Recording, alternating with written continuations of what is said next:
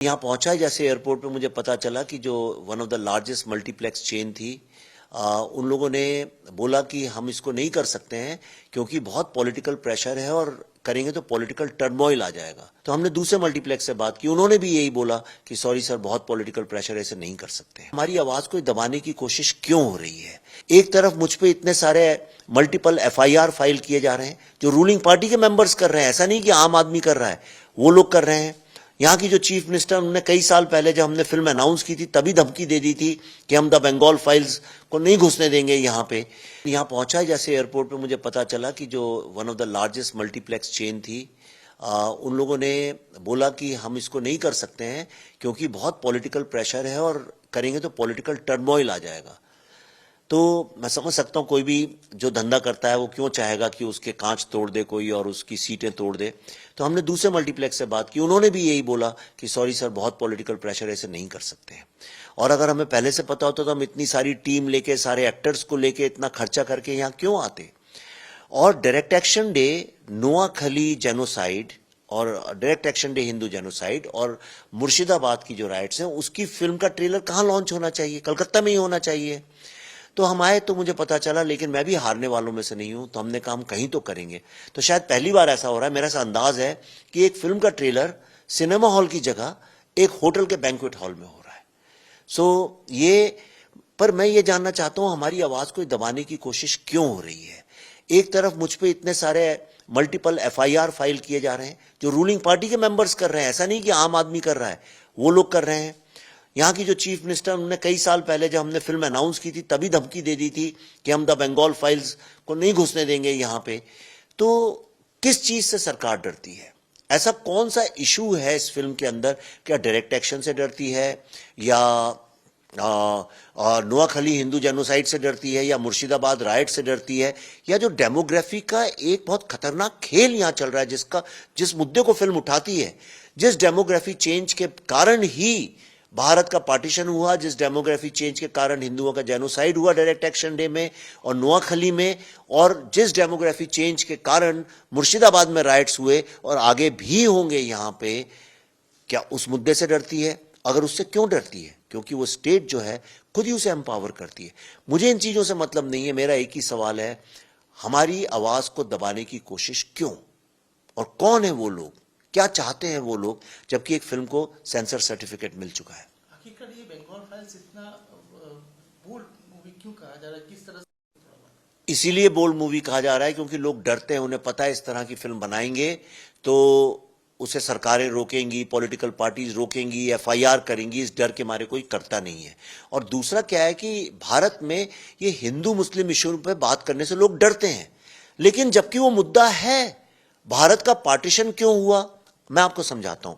भारत के पार्टीशन में एक पार्टी थी मुस्लिम लीग जिन्ना, उसने बोला कि हम युद्ध लड़ेंगे और छीन लेंगे, और उस युद्ध लड़ने के लिए डायरेक्ट एक्शन डे, जो कि रमजान का 8वां दिन था, उस दिन को तय किया गया। 2 दिन के अंदर 40,000 लोगों की मौतें की गई। 40,000 लोगों ने ही खुगली में कूद के अपनी जान दे दी। हजारों औरतों का रेप हुआ, बच्चों को मारा गया, उबलते पानी में बच्चों को डाल के जलाया गया। अमृत बाजार पत्रिका की हेडलाइंस हैं, मेरे पास फोटो हैं जो हमने फिल्म में दिखाई भी हैं। आनंद नहीं, तब अमृता बाजार पत्रिका थी जो बंद हो गई 1991 में, यहां का मेन ओल्डेस्ट न्यूज़पेपर था। उसकी हेडलाइंस हैं, टाइम और लाइफ मैगजीन की हेडलाइंस हैं, जिनमें लिखा हुआ है कि यहां महीनों तक लाशों की बदबू आ रही थी। वल्चर्स, चील, गिद्ध, कौवे लोगों की लाशें खा रहे थे। राइट? इतना जेनोसाइड जिसके कारण भारत हारा और पाकिस्तान जीता, उसके बारे में फिल्म दिखाना तो मेरे ख्याल से बहुत धर्म और कर्तव्य और पुण्य का काम है। उसको रोकने की क्यों कोशिश की जा रही है? 16 अगस्त का ही कैलकाटा किलिंग्स डे और डायरेक्ट एक्शन डे के तौर पे माना जाता है। आज क्या कहना चाहेंगे और कैरेक्टर के बारे में क्या कहना चाहेंगे, मेन फोकस क्या है? 16 अगस्त भारत के इतिहास का सबसे दर्दनाक दिन है। मेरा जब हम कश्मीर फाइल्स का रिसर्च कर रहे थे तो मुझे सामने जो तथ्य आया वो ये था कि 5000 साल के मानव के इतिहास में सबसे ज्यादा जिस कम्युनिटी को प्रताड़ित किया गया है, जिसको गुलाम बनाया गया है, जिसके कल्चर सिविलाइजेशन को ध्वस्त किया गया है, वो कौन सा है? वो है हिंदू कम्युनिटी। विश्व में किसी और कम्युनिटी को इतना प्रताड़ित नहीं किया गया लगातार 1200 साल तक। क्या हमारे बच्चों को ये बात पता है? नहीं पता है। क्या आपको कोई भी यहूदी ज्यू बच्चा ऐसा मिलेगा जिसको होलोकॉस्ट के बारे में नहीं पता? क्या आपको कोई भी ब्लैक बच्चा ऐसा मिलेगा जिसको स्लेवरी के बारे में नहीं पता? क्या आपको कोई भी जैपनीज बच्चा ऐसा मिलेगा जिसको एटम बॉम्ब के विनाश के बारे में नहीं पता? तो भारत के बच्चों को अपने ही जेनोसाइड के बारे में क्यों नहीं पता? इस भावना से हमने इस फिल्म को बनाया है ताकि बच्चों को यह बात पता चले। आज वही दिन है 16 अगस्त जिस दिन ये सब हुआ था। हम 16 ही अगस्त के दिन आज यहां लॉन्च कर रहे हैं। और बल्कि मैं तो पश्चिम बंगाल की सरकार से, यहां की मुख्यमंत्री से हाथ जोड़ के अपील करूंगा कि जर्मनी में हिटलर रोड नहीं हो सकती है, लेकिन यहां पे जिस व्यक्ति को बुचर ऑफ बंगाल बोला गया, जिसने 40,000 हिंदुओं का कत्ल किया, जेनोसाइड किया, जिसके कारण पाकिस्तान बना, उस बुचर ऑफ बंगाल के नाम पे यहां पे सुहरावर्दी एवेन्यू है जिसका ट्वीट यहां की चीफ मिनिस्टर करती हैं।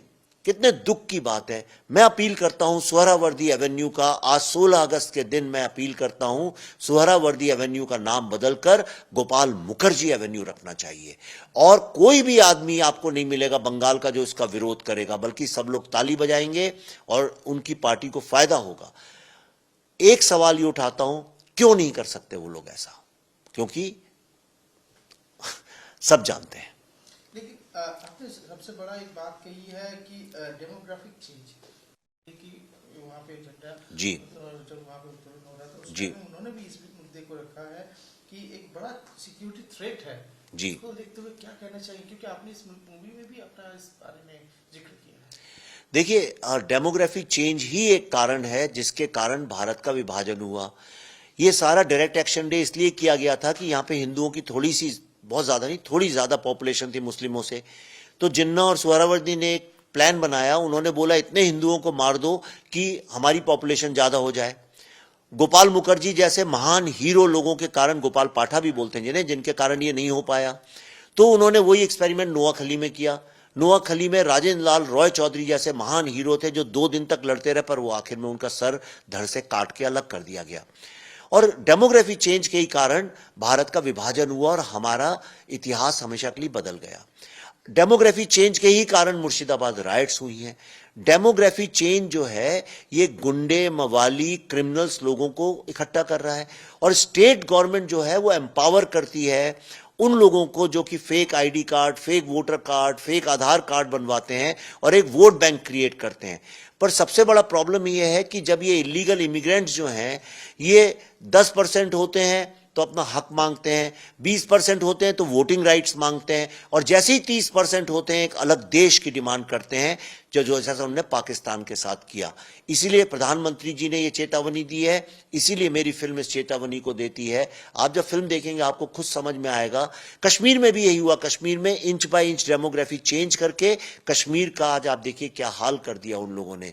और मुझे डर है कि कहीं बंगाल का भी यह हाल ना हो, इसलिए मैं कहता हूं Bengal is the new Kashmir.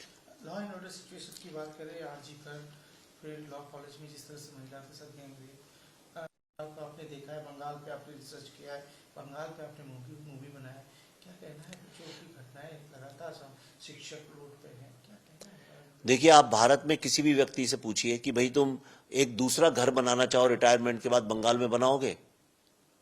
मना कर देगा। आप उससे बोलो कि अच्छा भाई गोवा केरला जाते हो छुट्टियों में, इस बार बच्चों के साथ लेके पूरे बंगाल में घूमो जरा अपनी, अगर लड़कियां स्पेशली घूमो, नहीं होगा ऐसा। संदेश खाली में क्या हुआ सब जानते हैं। ओके, यहां पे लॉ एंड ऑर्डर है नहीं। लॉ एंड ऑर्डर का मतलब है किसी तरह से रूलिंग पार्टी सत्ता में रहे, यह है लॉ एंड ऑर्डर, राइट। मेरी टीम आई थी यहां रिसर्च करने, पुलिस ने उन्हें डरा धमका के भगा दिया यहां से, यह है लॉ एंड ऑर्डर। मैं यहां पे आया हूं, मेरी फिल्म का ट्रायल कैंसिल कर दिया, यह है लॉ एंड ऑर्डर।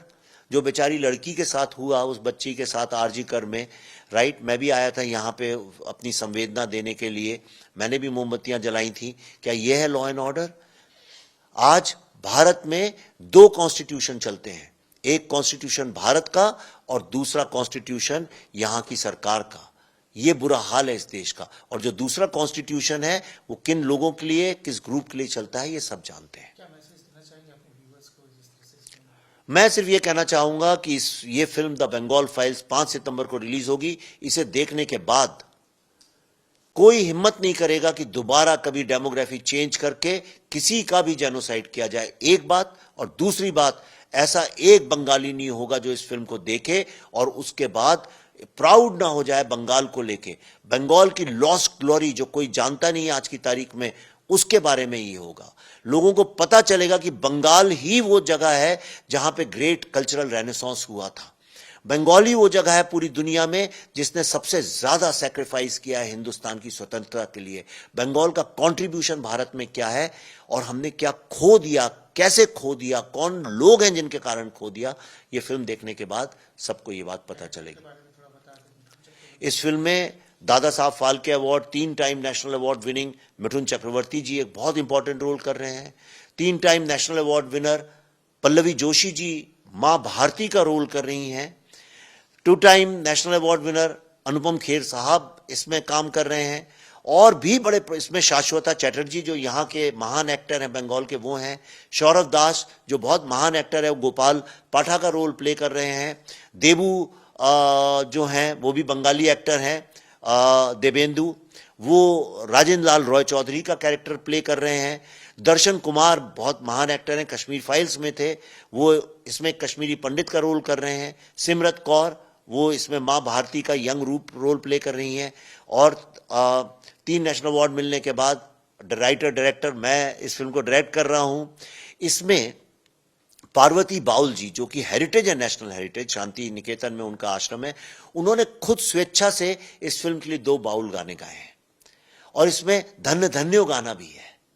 और इससे अधिक ये फिल्म जो है हर बंगाली के लिए मेरे ख्याल से मस्ट वॉच है। इसको देखना ही चाहिए, हर भारतीय तो देखना ही चाहिए, पर हर बंगाली को देखना चाहिए। और मैं स्टेट गवर्नमेंट से, खास तौर पे यहाँ की चीफ मिनिस्टर से, जिन्होंने बंगाल फाइल्स को चैलेंज किया कि इस फिल्म को नहीं आने देंगी, मैं हाथ जोड़ कर उनसे निवेदन करता हूँ, अगर आपके अंदर जरा भी बंगाली है, अगर आप जरा भी बंगाल की गरिमा और गौरव को लेके आपके अंदर प्राइड है, गर्व है, तो इस फिल्म को आप देखिए। मैं आऊंगा, हम और आप साथ में देखेंगे।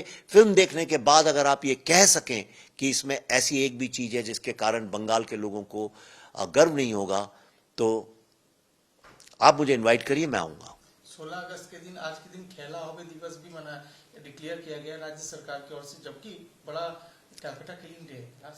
बहुत दुख की बात है कि डायरेक्ट एक्शन डे, जिसको ग्रेट कैलकाटा किलिंग्स भी बोलते हैं, उस दिन को खेला होवे दिवस अनाउंस किया गया है। इससे दुख की क्या बात हो सकती है। It's a very sad commentary on Indian democracy. मेरा दिल बहुत दुख होता है। ईश्वर करे यहाँ की सरकार को सद्बुद्धि हो और वो इस तरह के काम ना करें।